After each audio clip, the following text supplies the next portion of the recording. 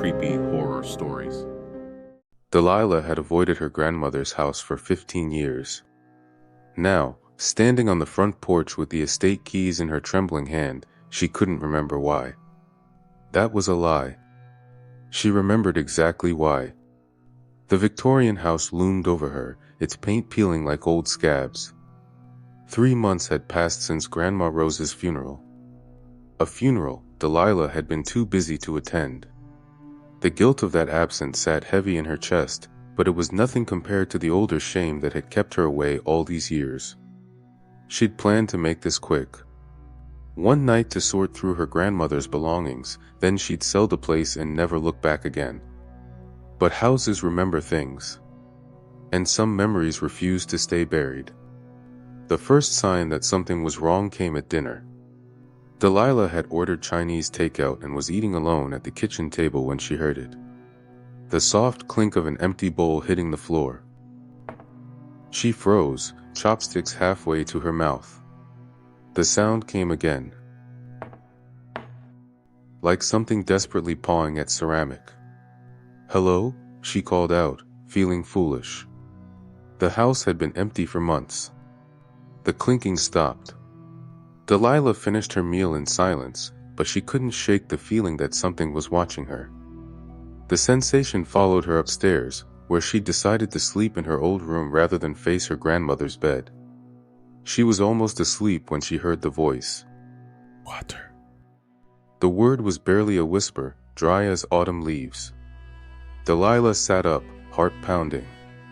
She grabbed her phone and turned on its flashlight, sweeping the beam across the empty room. "Please. So thirsty." This time, the voice was closer. "Who's there?" Delilah whispered. Silence. Then, from somewhere in the darkness, came a sound that made her blood freeze, the weak, desperate cry of a dying bird. The memories she'd buried for 15 years began clawing their way to the surface. No, she thought. Not now. Not yet. But the house wasn't giving her a choice. She followed the sounds downstairs, her phone's weak light barely cutting through the darkness. The living room felt different from how she remembered, colder, somehow hollow. Her grandmother's photographs covered every surface, but in the dim light, something seemed wrong with them. The smiles looked forced. The eyes seemed to follow her movement. That's when she saw him. Shadow sat in the corner, exactly where his food bowl used to be. The black cat looked just as she remembered, sleek fur, bright green eyes, that regal way he held his head.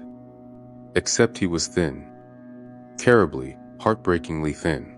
"You came back," he said, and his voice was like velvet wrapped around broken glass. After all this time. Delilah's legs gave out. She sank to the floor, staring at the impossible sight before her. "You're not real. Cats don't talk. You're dead." "Am I?" Shadow tilted his head. "Are you sure about that?" Before she could answer, another voice joined his. Raspy and accusatory, like an old man with a grudge. "Who forgot to feed us?" Jasper materialized on his old perch by the window. The African gray parrot looked magnificent and terrible, his gray feathers pristine, his red tail bright as fresh blood. But his eyes held 15 years of hunger and betrayal. "No. Delilah whispered. This isn't happening." 3 days. Shadow said, beginning to pace in circles around his empty food bowl. 3 days we called for you while you burned with fever upstairs. 3 days we starved. Jasper squawked, his voice echoing off the walls. While you slept and slept and slept.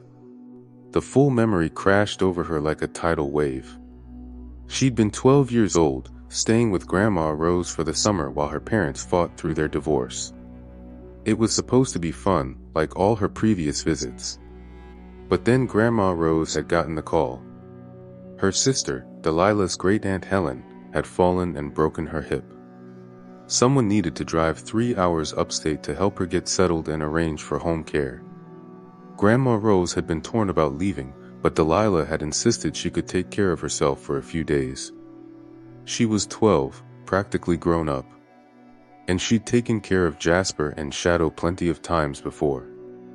Just make sure they have fresh food and water every day, her grandmother had said, kissing her forehead. I'll be back as soon as I can. But the fever had come that very night. For 3 days, Delilah had been delirious, barely able to crawl to the bathroom, let alone go downstairs to feed the pets. She drifted in and out of consciousness, lost in burning dreams, completely forgetting about her responsibilities. And during those 3 nightmare days, Jasper and Shadow had slowly starved. When the fever finally broke and she'd stumbled downstairs on shaking legs, she'd found them. Jasper was lying still at the bottom of his cage, his food bowl empty, his water dish bone dry. Shadow curled up by his water bowl, looking like he was sleeping. But they weren't sleeping. 12-year-old Delilah had panicked. Grandma Rose was supposed to return that afternoon, and Delilah knew the truth would destroy her. So she'd made a choice that seemed merciful at the time. She'd wrapped their bodies in old towels and buried them in the backyard garden. She'd thrown away their food bowls and cleaned every trace of them from the house. And when her grandmother returned from helping Aunt Helen, exhausted and worried about how Delilah had managed alone with her fever, Delilah had lied. They got out, she'd said. I left a window open and they escaped. I'm sorry, Grandma. I tried to find them. Her grandmother had been heartbroken. She'd spent weeks searching the neighborhood, putting up flyers, calling animal shelters. She'd blamed herself for being careless, for not checking the windows properly. The lie had eaten at Delilah, but she told herself it was kinder to the truth. What good would it do to tell her grandmother that her beloved pets had died of neglect while she was caring for her injured sister? But the guilt had poisoned everything. Delilah couldn't look at her grandmother without remembering what she'd hidden. She couldn't visit the house without seeing their empty spaces. So she'd stopped coming. Made excuses. Stayed away. You remember now. Shadow said, his purr becoming a growl. Don't you? I was sick. Delilah whispered. I was just a kid. I forgot. You were old enough to lie. Jasper shrieked. Old enough to bury us like garbage. Old enough to abandon her. Added a new voice. Delilah's blood turned to ice. She knew that voice better than her own. Grandma Rose stepped out of the shadows, but she was wrong, all wrong. Too tall, her limbs too long, her familiar housecoat hanging in tatters around a frame that bent at impossible angles. Her kind face was stretched and hollow, and when she smiled, her teeth were too sharp. Hello, sweetheart, she said. You finally came home. Grandma. Delilah tried to stand but found she couldn't move. The floor beneath her had turned soft and sticky, like tar. Grandma, I'm sorry. I was going to tell you, but you didn't. Her grandmother interrupted, gliding closer. Instead, you disappeared. Stopped calling. Stopped visiting. Left me alone with my guilt. The temperature in the room plummeted. Frost began forming on the windows, and Delilah's breath came out in visible puffs. I called you so many times those first few years. Grandma Rose continued, her voice echoing from everywhere at once. Left messages you never returned. Sent letters that you never answered. I thought maybe you blamed me for losing them. Delilah remembered those calls, those letters. She'd ignored them all, too ashamed to face her grandmother's voice.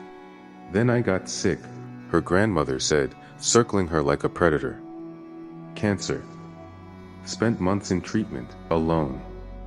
The nurses asked about family, and I had to tell them my granddaughter was too busy to visit. Do you know what that felt like? Losing my babies, then losing you too. I didn't know, Delilah sobbed. If I'd known. You didn't know because you didn't want to know, Jasper croaked, landing on her shoulder. His ghostly claws dug deep, drawing blood. It was easier to stay away than face what you'd done. Easier to let her die alone than admit you killed us. Shadow hissed, winding around her legs like a living rope. The walls began to weep, a dark substance that looked like old blood mixed with tears. The house itself seemed to be alive, breathing, digesting her slowly. 15 years. Her grandmother whispered, now close enough that Delilah could smell her. Lavender and vanilla turned sour and rotten. 15 years I waited for you to come back. 15 years I blamed myself for failing them. For failing you. I'm sorry. Delilah screamed. I'm sorry. I'm sorry. I'm sorry. Sorry doesn't bring back the dead. Shadow snarled. Sorry doesn't heal a broken heart. Jasper croaked. Sorry doesn't erase 15 years of abandonment, her grandmother said, reaching out with fingers that stretched like rubber. But don't worry, sweetheart. We're all together now. Forever. Delilah tried to scream, but her voice was gone. She tried to run, but her body was sinking into the floor like quicksand. The house was pulling her down into its hungry darkness where guilt grows like weeds and shame never dies. The last thing she saw was her grandmother's arms wrapping around her like a spider's web, pulling her into an embrace that felt like drowning. Welcome home, her grandmother whispered. We've been waiting so long. 3 weeks later, Deputy Smith found himself standing on the same front porch, keys in hand. Delilah's employer had called in a welfare check when she'd missed work without calling. The house felt wrong the moment he stepped inside, too cold, too quiet, shadows that moved when they shouldn't. He found no sign of Delilah, but on the kitchen table was a note written in what looked like a child's shaky handwriting. Finally came home. Sorry, I'm late for dinner. Love always, Delilah. With no signs of Delilah in or around the house, Deputy Smith leaves. As he drove away, he thought he saw movement in the upstairs window, 4 figures watching him leave. An old woman with 2 pets at her side, and something else. Something smaller, hunched with shame. But when he looked back, there was nothing but darkness. The house went back on the market the next month, but it never sold. People said it felt wrong inside. And sometimes, on quiet nights, neighbors reported hearing sounds from the empty Victorian. The desperate cry of a hungry bird. The mournful yowl of a starving cat. And underneath it all, the soft sobbing of a young girl,